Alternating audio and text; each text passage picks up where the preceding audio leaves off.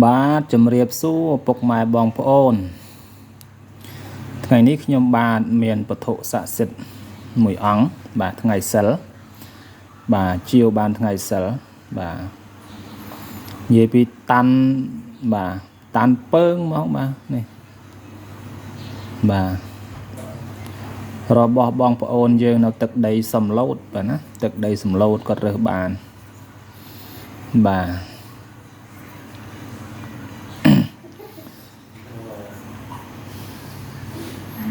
ឃើញឆ្អឹងតាត់អតាយអញ្ចឹងនឹងងាប់ដោយសារអីការដោយសារអីបាទអញ្ចឹងវារបស់នេះវារបូតពីធ្គាមវាហើយយើងមិនទៅចាប់ដកអីវាទេគាត់ថាអញ្ចឹងបាទថ្មិញរស់តាត់អតាយហ្នឹងទៅ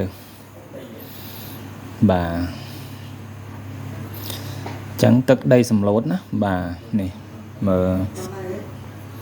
គេថាចង្កូមជ្រូកមេឬក៏ចែជ្រូកមេឬក៏ខ្នាយជ្រូកមេបាទខ្លះគេហៅចែតាន់ទៅខ្លះគេហៅខ្នាយតាន់ទៅបាទខ្លះគេហៅទុកមេតាន់ទៅបាទអត់មានបាក់បែកប្រែស្រាមទេណាគាត់ថាចង្កូមនេះវាសឹកចុងគេថាវាធម្មតាជ្រូកចាស់ឬក៏ជ្រូកកាយតែងតែវាសឹកចុងអញ្ចឹងណាបាទបោះកម្របាទបោះកម្របាទមិនទាន់បានប្រសិទ្ធិដាស់អីទេនៅឡើយទេណាបាទគាត់ថាគាត់ទៅរើសបានប្រហែលជាមួយអាទិត្យមុនទេសិលមុនទេតែគាត់សម្អាតដាក់ត្រាំទឹកត្រាំអីទៅបាទឲ្យអស់ដីអញ្ចឹងរូបរាងនៅសល់រូបរាងអសល់ប៉ុណ្ណឹងបាទណាបាទស្រឡាញ់ពេញចិត្តអាចចែកជាវបានណាបាទអាចចែកជាវបានគឺថាចង្កូមជ្រូកតាន់ឬក៏ចែតាន់ហ្នឹងគឺអានុភាពខ្លាំងបាទណាអានុភាពខ្លាំងខាង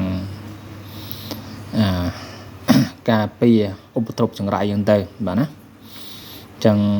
ចាស់បុរាណលោកតែងតែពាក្យជាប់ក្នុងខ្លួនដើម្បីការពារនៅភ័យផ្សេងកើតឡើងពីពពុះផ្លូវអង្កឹតក្តីបាទសឹកសង្គ្រាមក្តីអញ្ចឹងណាបាទវត្ថុស័ក្តិសិទ្ធិជឿឲ្យតែយើងកុំប្រមាទបាទណាកុំប្រមាទបាទណាបាទគេមិនប្រមាទទេព្រោះថារបស់នៅជាមួយអ្នកមានគុណធម៌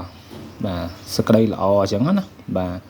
ព្រោះថាខ្លះគេអញ្ជើញញៀនអញ្ជើញបារមីមកគង់ឬក៏អញ្ជើញមរិញកងវាលមកគង់អញ្ចឹងគេអាចដឹងដូចមនុស្សយើងដែរចេះខឹងចេះស្អប់អញ្ចឹងទៅបាទ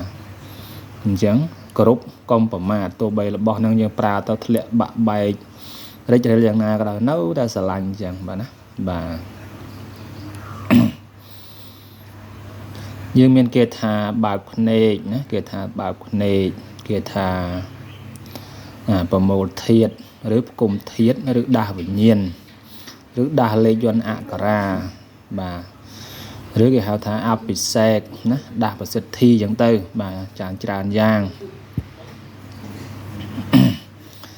បាទអញ្ចឹងអស់លោកណាដែលមានអបនិស្ស័យស្រឡាញ់នៅវត្ថុស័ក្តិសិទ្ធិចែតាន់ខ្នាយតាន់យ៉ាងនេះ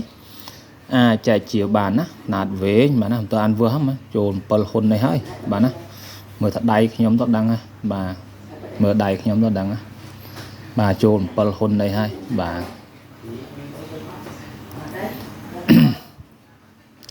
ចឹងស្រឡាញ់ពេញចិត្តកុំភ្លេចទំនាក់ទំនងតាមលេខ Telegram របស់ខ្ញុំបាទណាបាទ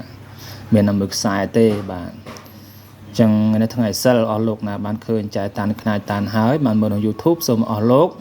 រួចចាក់ទុករួចចាក់ភ័យមានតែលៀបចូលទាំងយប់ចូលទាំងថ្ងៃសាធុ